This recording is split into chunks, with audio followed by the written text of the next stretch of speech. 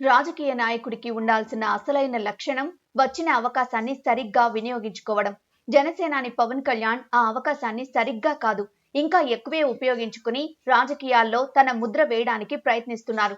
టీడీపీతో పొత్తు, సీట్ల విషయంలో తగ్గడం, డిప్యూటీ సీఎం తీసుకోవడం, ఇప్పుడు హిందుత్వ టర్న్ తీసుకోవడం అంతా ఒక పద్ధతి, ఒక స్ట్రాటజీ. ప్రాయశ్చిత్త దీక్షతో తిరుమల శ్రీవారి లడ్డూ ప్రసాదం కల్తీ వ్యవహారాన్ని దశ దిశలకు తీసుకెళ్లే ప్రయత్నం చేశారు జనసేన అధినేత పవన్ కళ్యాణ్. తిరుమల శ్రీవారి ప్రసాదంలో అత్యంత దారుణమైన కల్తీ జరిగిందన్న ప్రభుత్వ ఆరోపణల నేపథ్యంలో దీనిపై కార్యాచరణను యుద్ధ ప్రాతిపదికన రూపొందించుకున్న పవన్ ఆ వెంటనే దీక్షకు దిగారు. అయితే ఈ దీక్షపై 2 రూపాల్లో స్పందన వచ్చింది. కొందరు దానికి అనుకూలంగా మాట్లాడారు. మన ధర్మాన్ని రక్షించడానికి సరైన మగాడొచ్చాడన్నారు. అదే సమయంలో మరికొందరు దీక్షను తప్పుబట్టారు. మత రాజకీయాలు చేస్తున్నారు అన్నారు. ఇలా రెండు వైపులా తన గురించే కొన్ని రోజుల చర్చ జరిగేలా చేశారు పవన్. కేవలం మన తెలుగు రాష్ట్రాల్లోనే కాదు, దేశవ్యాప్తంగా కూడా పవన్ కళ్యాణ్ గురించి డిస్కషన్ నడిచింది.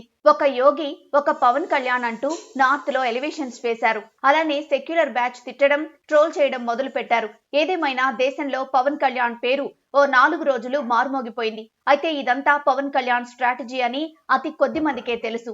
ఏపీలో బీజేపీకి, హిందుత్వానికి పెద్దగా గుర్తింపు లేదు. అలా గుర్తింపు తీసుకొచ్చే మాస్ లీడర్ కూడా లేడు. ఇప్పటికీ పవన్ కి మాస్ లీడర్ గా, ఒక వర్గానికి దేవుడిగా చాలా పెద్ద ఇమేజ్ వచ్చింది.